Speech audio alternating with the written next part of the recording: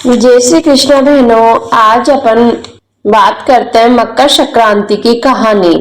मकर संक्रांति के दिन धर्मराज की कथा सुनी जाती है। एक समय की बात है, किसी राज्य में हरिदास नाम का एक विष्णु भक्त रहता था।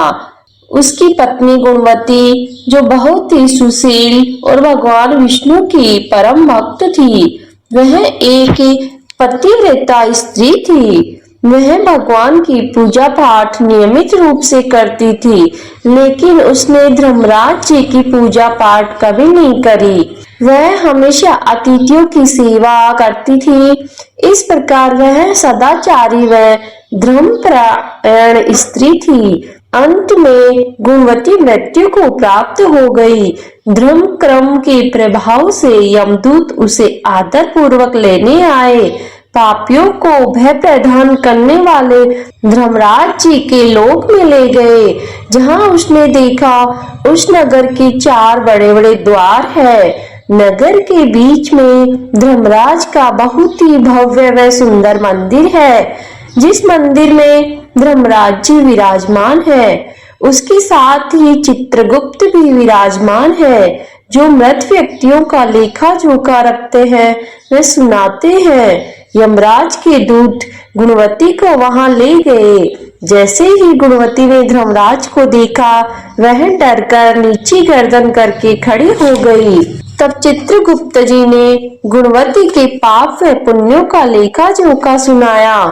धर्मराज जी गुणवती की भक्ति भाव देखकर प्रसन्न हुए, परंतु वह थोड़ा उदास थे। उनकी उदासी गुणवती को दिखाई दी गई। गुणवती ने धर्मराज जी से निवेदन किया, प्रभु मुझे समझ नहीं आ रहा, आप मुझसे नाराज क्यों हैं? कृपा करके मुझे इसका कारण बताइए। तब धर्मराज जी ने कहा, हे देवी, तुमने जाप तप धर्म दान सब किया, परंतु मेरे नाम का कभी तुमने कुछ भी नहीं किया। यह सुनकर गुणवती बोली, प्रभु मेरी गलती क्षमा करे, मैं आपकी उपासना की पूजा विधि नहीं जानती थी। आप कृपा करके मुझे बताइए, जिससे मनुष्यों को आपकी कृपा का पात्र बनने का अवसर प्रदान हो सके। तब धर्मराज जी कहने लगे, सूर्य भगवान के उत्तरायण में जाते ही जो महा पुण्यदायी मकर संक्रांति आती है, उसी दिन से मेरी पूजा शुरू करनी चाहिए। इस प्रकार साल भर में कथा सुनकर यथा शक्ति अनुसार दान पुण्य करना चाहिए। इस प्रकार वह व्यक्ति सारे दुखों से मुक्त हो जाएगा। यह सुनकर गुणवती ने धर्मराज जी से प्रार्थना करी, हे प्रभु, ऐसी बात है तो मुझे इन यमदूतों के द्वारा वापस पृथ्वीलोक पर भेज दो, जिससे मैं आपकी कथा सुन व सुना सकूं।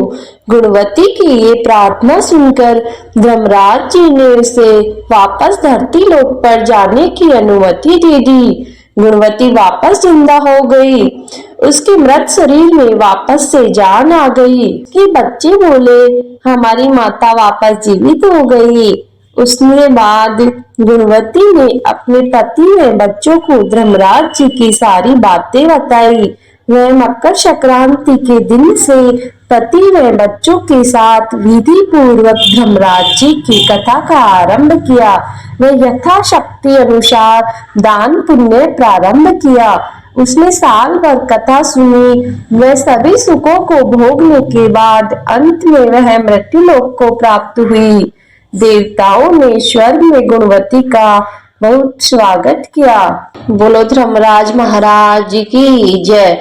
माता और बहनों, यदि आपको मेरी कथा पसंद आई हो तो लाइक करना, चैनल को सब्सक्राइब और शेयर करना। धन्यवाद।